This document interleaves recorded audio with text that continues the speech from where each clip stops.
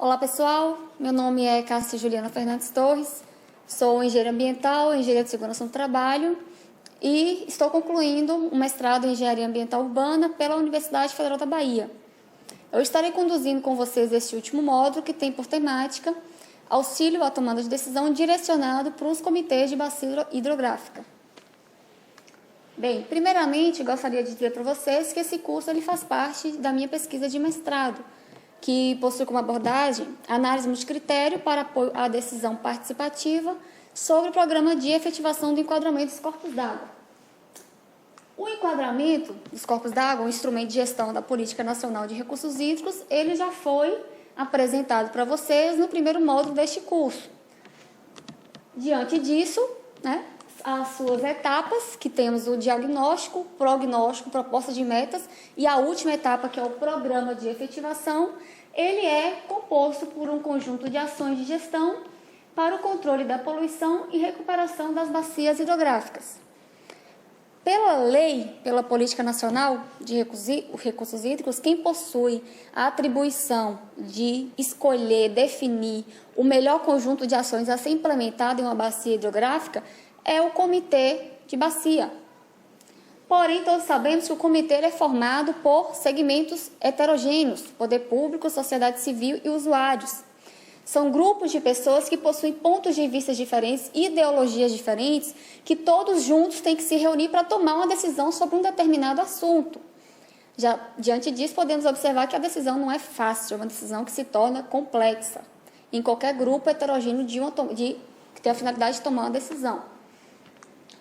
Logo, existem métodos na literatura, conhecidos como métodos de análise multicritério, que têm exatamente esse objetivo, de auxiliar a tomada de decisão, apresentando uma estruturação do problema a ser discutido, a ser apresentado, e conseguindo trazer de uma forma mais clara para todos os participantes do processo.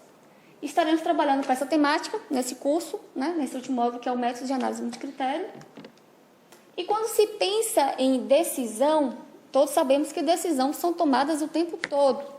Nós temos desde as decisões mais simples para as decisões mais elaboradas. A primeira decisão, como exemplo aqui podemos tomar, ao acordar, é que vestimento usar. Temos alternativas de roupa de frio, roupa de calor, ou alguns acessórios como um guarda-chuva em época de chuva, e utilizamos para escolher uma dessas vestimentas um único critério, que é o critério da condição climática. Se está sol, se está chovendo, se está frio. A partir desse critério, utilizamos por uma dessas três opções. Eu trouxe outro exemplo, só que nesse momento agora não estou trabalhando apenas com um único critério, como no exemplo anterior. Agora vamos ver três critérios. E temos aqui o decisor, vamos chamar a figura de João. João, ele tem um objetivo, que é comprar um imóvel. Ele está entre uma casa, um apartamento ou uma fazenda. Os critérios que João utilizou para avaliar qual é a melhor alternativa a ser escolhida foi a localização de cada um dos imóveis, o custo de cada um dos imóveis e a preferência da família. Ele pode ter um filho que não quer mais morar na zona rural e quer ir para a zona urbana. Porém, ao ir para a zona urbana, tem a mulher que não quer morar em apartamento, ela quer uma casa por causa de um quintal. São os critérios pessoais que ele utilizou para avaliar qual dessas três opções escolher. Logo, tendo esses elementos, vamos entrar na parte de elementos do processo decisório. Primeiro, para ter um processo decisório, temos que ter um objetivo, um problema a ser decidido. Temos que ter a figura do decisor, que é aquele ator que está mais envolvido no processo. Temos que ter alternativas às opções de escolha. Quais são as nossas opções? E temos que ter critérios capazes de avaliar essas alternativas, como o João teve essas três. E temos aqui também a figura do facilitador. O próprio nome já diz, é aquela pessoa que tem por função facilitar o processo. Ele traz em suas funções a parte de tirar dúvida, como exemplo, mostrar os caminhos a ser seguido até chegar ao seu objetivo, alcançar o seu objetivo. Logo, nós temos critérios capazes de avaliar alternativas, facilitador com o objetivo de auxiliar os decisores e todos se relacionando para chegar a um único objetivo. Bem, os métodos multicritério, existe uma variedade imensa na literatura a nível mundial. A opção por um método ou por outro vai variar muito conforme seu objetivo, conforme sua decisão de querer um processo mais simples, um processo mais elaborado, depende muito de cada problemática decisória. Porém, apesar de cada um possuir vantagens, desvantagens, semelhanças e diferenças, eles possuem uma estrutura única de praticamente todos os métodos, que é essa estrutura que está nesse fluxograma. A primeira etapa onde esses métodos eles passam é a formulação do problema decisório. Temos que ter um problema a ser discutido para ter um objetivo a ser alcançado. Temos que definir alternativas, como eu já disse anteriormente, definir critérios capazes de avaliar essas alternativas e definir uma escala de peso.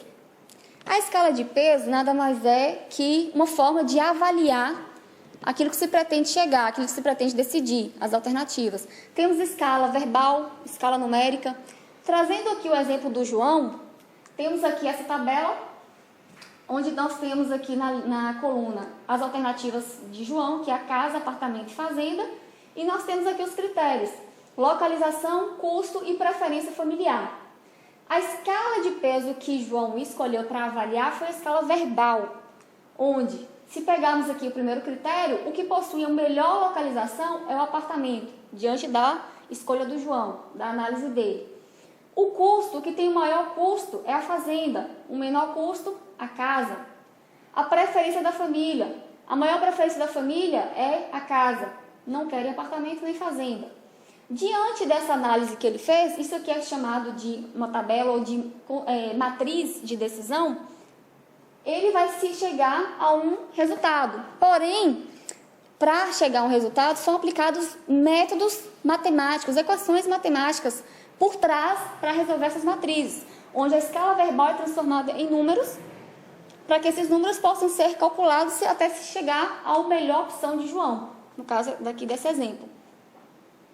Então, no próximo passo, que depois da avaliação, construção da matriz, é aplicar um método matemático e alcançar um resultado. Eu trouxe para vocês alguns exemplos de métodos de análise multicritério, lógico que existem vários outros, só trouxe alguns deles. Temos aqui o Programação de Compromisso, que tem por autor inicial Zeline, em 1973. O HP, que é o Processo de Análise Hierárquica.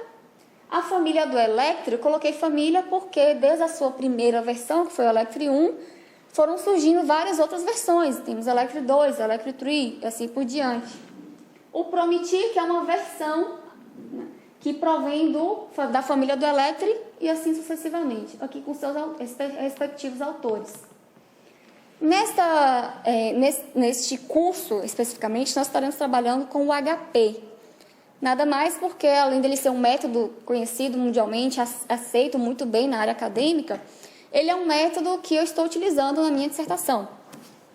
O HP ele foi desenvolvido por Thomas Sachs em meados da década de 70 e no seu próprio nome de estudo, que é a análise hierárquica, já podemos imaginar que ele vai construir uma hierarquia daqueles elementos que eu apresentei anteriormente.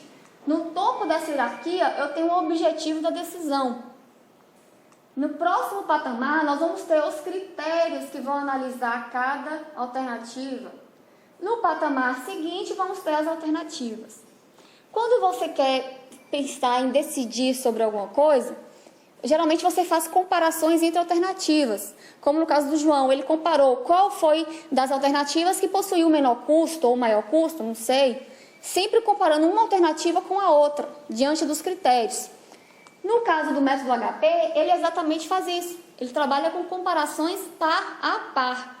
Por exemplo, se nós formos pegar o critério 1 para analisar, vamos começar a comparar cada alternativa entre si. A alternativa 1 é comparada com a alternativa 2 dentro do critério 1. A alternativa 1 com a alternativa 3, M podendo ser 3 ou mais alternativas. E a alternativa 2 com a alternativa 3, conduzindo que temos 3 alternativas. Isso para o critério 1.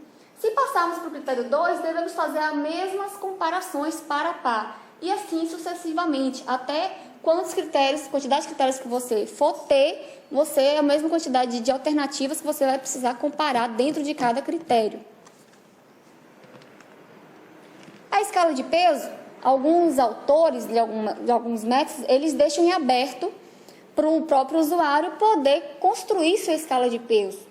Porém, outros autores, eles já trazem em sua própria estruturação a escala de peso própria do método, como é o caso do HP.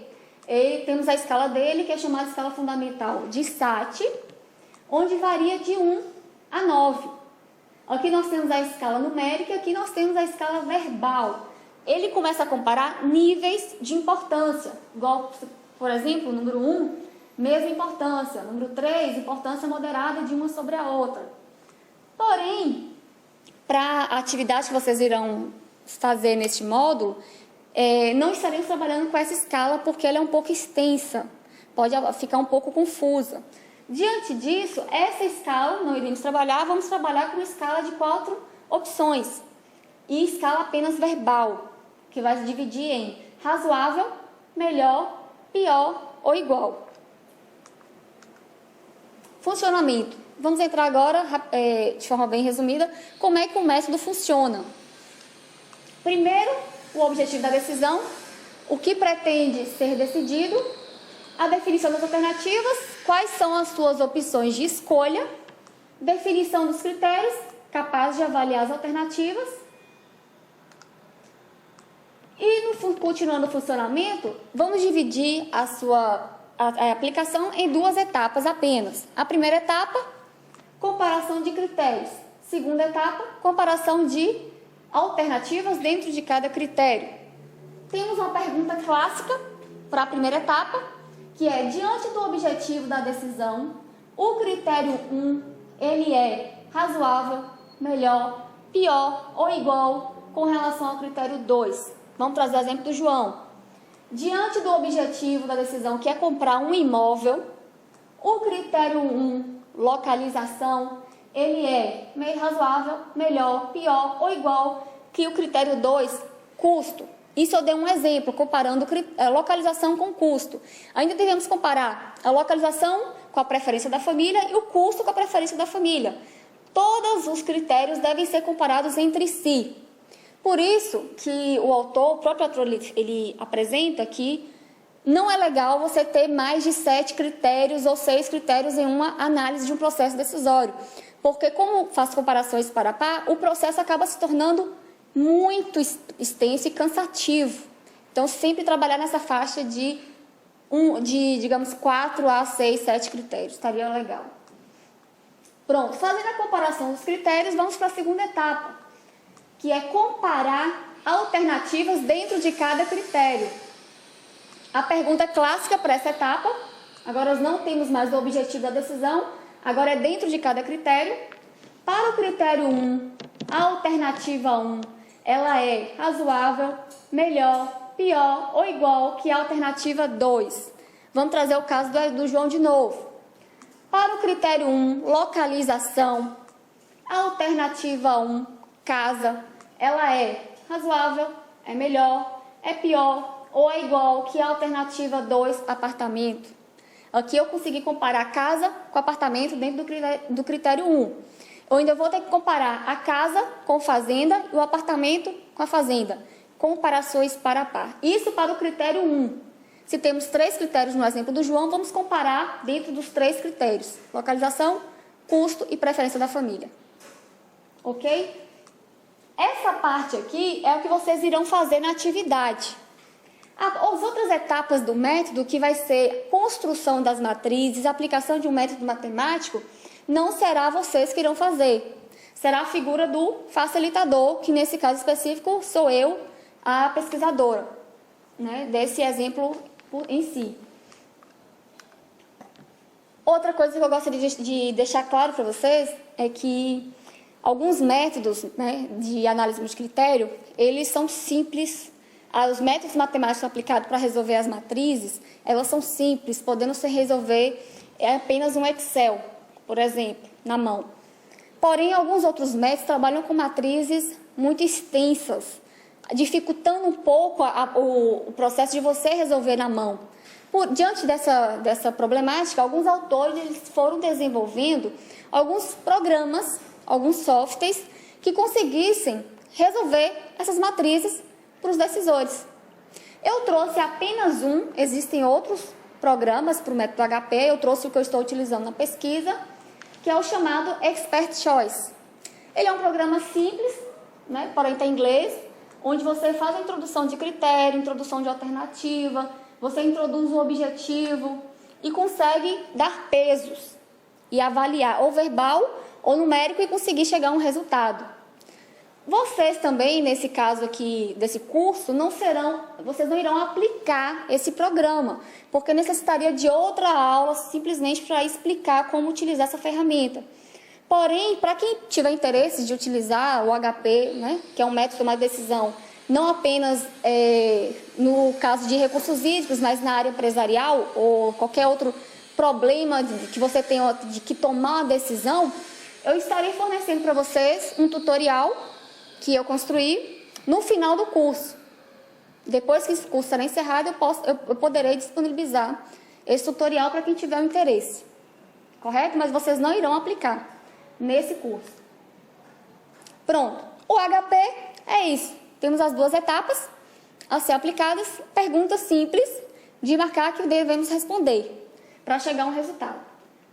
Vamos entrar agora para a parte do exercício, do questionário que vocês terão que responder para receber o certificado do curso. O questionário vão ser questionários simples, não vai fugir nada do que está sendo apresentado aqui nessa aula. Vamos trabalhar com os dados da bacia hidrográfica do Rio Salitre, simplesmente pelo fato de ser uma bacia que já está sendo estudada há algum tempo pelo Grupo de Recursos Hídricos aqui da Universidade Federal da Bahia. Diante disso, vamos começar a aplicar o enquadramento dos corpos d'água da bacia do Rio Salitre. Primeira coisa a se fazer, divisão dos trechos. Eu tenho aqui o Salitre, ele nasce em Morro de Chapéu e vai até Juazeiro, desaguando no Rio São Francisco, ele é um afluente da bacia hidrográfica do Rio São Francisco. Eu dividi a bacia em 3 trechos. O primeiro trecho, ele vai de Morro do Chapéu até a confluência com a barragem de Ourolândia, ou chamada de Ouro Branco, colocando uma observação nesse momento, porque a partir do momento que foram criadas essa barragem, esse barramento, houve uma grande perda de vazão a jusante. Diante disso, vários problemas de conflito de água foram aumentando a partir desse barramento. Por isso, o primeiro trecho vai até ela. O segundo trecho, ela vai dessa confluência com esse barramento até aquele outro divisão, que é onde nós temos a confluência com o rio Pacuí. É um tributário do Rio Salitre e é o único tributário, de fato, de contribuição de vazão, onde a partir dessa confluência, a jusante, a vazão do rio ela começa a ser aumentada, a quantidade de água ela aumenta um pouco. O último trecho vai dessa confluência com o rio Pacuí até próximo à Foz. Ela não chega até a Foz, vai até o povoado de Junco, porque os últimos pontos, a montante da Foz, a água de lá não é do Salitre, é bombeada do Rio São Francisco. Como nosso interesse é avaliar a qualidade da água, a condição dos processos dentro do Salitre, não estaremos indo até a Foz, mas bem próximo, até o município de Junco. Esses são os 3 trechos que estaremos trabalhando. Qualidade da água. Depois que foi feita a divisão dos trechos, agora eu pergunto: como está a condição da água da bacia do Rio Salitre? Como está a qualidade dessa água? Para saber como é que está a qualidade, devemos fazer coleta e análise de qualidade da água por trecho. Diante disso, dos resultados das análises de coleta de qualidade da água, vamos fazer a comparação dos resultados encontrados com os resultados da resolução CONAMA 357/2005. É a legislação, né, responsável por classificação de rios em 3 condições: água salobra, salina e água doce. Para o caso específico aqui da bacia do Rio Salitre, nós estaremos classificando em duas condições, em condição de água doce e condição de água salobra, simplesmente pelo fato por ser bacia de região semiárida, nordeste, semiárido nordeste. Logo, vamos ter momentos que quando for fazer a análise de água, que essa água vai estar um pouco salobra, vai estar mais salobra e vai ter momentos que ela vai estar doce, questão da salinidade. Diante disso, devemos considerar as duas condições de qualidade da água. Os parâmetros que estaremos utilizando como base de comparação entre a análise da coleta com a CONAMA vão ser carga orgânica ou demanda bioquímica de oxigênio, ela, exceto para a condição de água salobra, para analisar a classe de qualidade para água salobra, não se utiliza DBO, nutrientes, né, nitrogênio e fósforo, e coliformes termotolerantes. Vão ser esses parâmetros que estaremos comparando para classificar os trechos do rio. Encontramos como resultados, para a condição de água doce, trecho 1, classe 4, trecho 2, classe 4 e trecho 3, classe 3. Deixando uma observação que a classe 4 é a pior classe de qualidade da condição de água doce. Entrando para a condição de água salobra, trecho 1, classe 3, trecho 2, classe 3 e trecho 3, classe 2. Observando também que a classe 3 é a pior classe de qualidade para a condição de água salobra.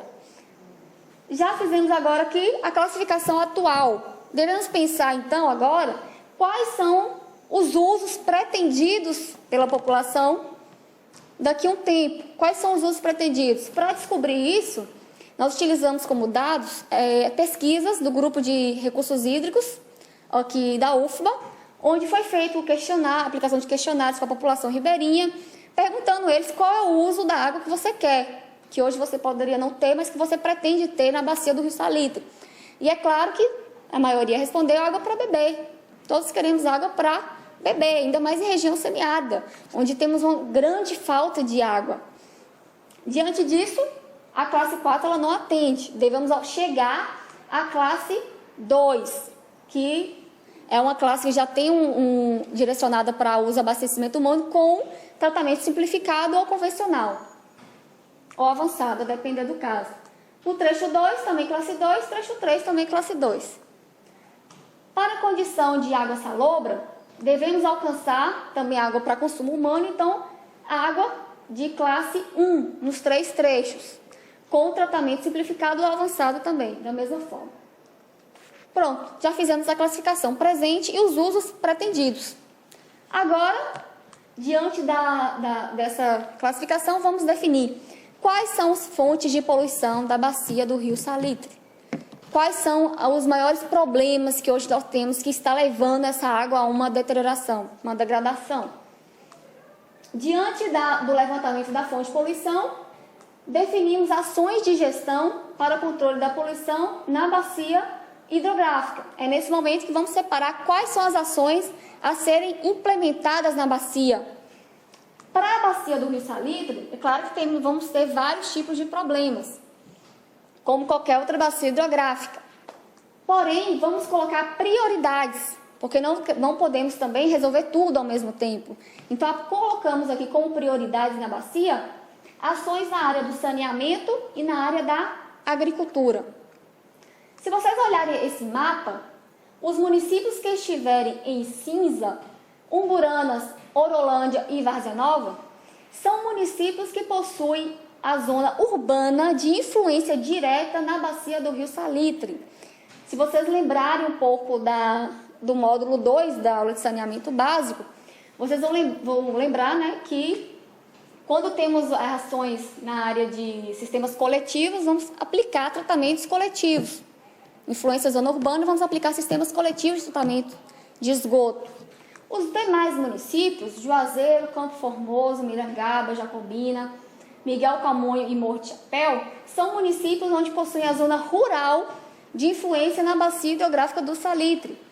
Logo, as ações de saneamento a serem implementadas aqui nesses outros municípios serão ações chamadas de descentralizadas ou ações individuais de tratamento de esgoto. É bom colocar essa observação. Prosseguindo, temos agora aqui o conjunto de ações a ser decidido por trecho de rio. Temos aqui para o trecho 1, ações de saneamento básico centralizada. Lembrando que o trecho 1, vamos pegar o município aqui de Várzea Nova, no trecho 1. O trecho 2, pegando o município de Umburanas e Orolândia, vamos ter também ações de saneamento básico centralizadas. E no trecho 3, vamos pegar ações de saneamento básico descentralizadas e ações na área da agricultura. Aí vocês podem me questionar, mas temos atividade de agricultura nos outros trechos também. Claro, temos. Porém, o ponto foco da agricultura na bacia, ele é no último trecho. Então, diante disso, vamos trabalhar apenas nas ações da agricultura do último trecho. Eu trouxe aqui para vocês um diagrama para vocês visualizarem melhor. Temos aqui o trecho 1, município de Várzea Nova. Pretende-se, tem a opção de construir uma estação de tratamento de esgoto. Temos aqui no trecho 2, pegando os dois municípios, que é Orolândia e Umburanas, mais 2 estações de tratamento de esgoto, que são as ações coletivas. E temos o último trecho, onde se tem influência da zona rural dos municípios, de maior parte deles, soluções individuais de tratamento do esgoto e ações na área da agricultura. Temos aqui de forma só para vocês visualizarem melhor. Agora vamos entrar no processo de decisão. Já foi feita a definição das ações, agora vamos entrar no processo, onde vão entrar vocês, de fato. Temos o objetivo da decisão, trazendo os elementos do processo decisório para esse caso de estudo, que é melhorar a qualidade da água da bacia do Rio Salitre. Temos os decisores, que são vocês, os membros dos comitês do Estado da Bahia. Temos a figura do facilitador, como eu já disse, que sou eu, que tem por autora a pesquisa de mestrado. Vamos agora definir quais são os critérios e as alternativas diante de cada trecho. Para analisar o trecho 1 e o trecho 2, vamos ter exatamente iguais, as mesmas alternativas e os mesmos critérios a serem definidos. Se vocês pegarem aquele exemplo do diagrama, temos uma ET no trecho 1, estação de tratamento de esgoto, e 2 estações de tratamento de esgoto no trecho 2. Então, as alternativas dessas estações de tratamento vão ser iguais para decidir por trecho. Até porque a vazão do rio desses trechos, elas são muito parecidas. Então, diante disso, vamos ter as mesmas alternativas. As alternativas que foram definidas foram 3 para ser escolhidas. Não vai fugir nada do que já foi apresentado no modo de saneamento básico. A alternativa 1, composta por reator WASB, mais terras úmidas construídas. A alternativa 2, reator WASB, mais lagoa de polimento em série. E a alternativa 3, lagoa facultativa primária, seguida de lagoa de maturação em série. Então, vocês têm agora um processo. Vocês têm 3 alternativas a ser escolhida apenas uma. Para escolher uma alternativa a ser implantada naqueles 3 municípios, vamos ter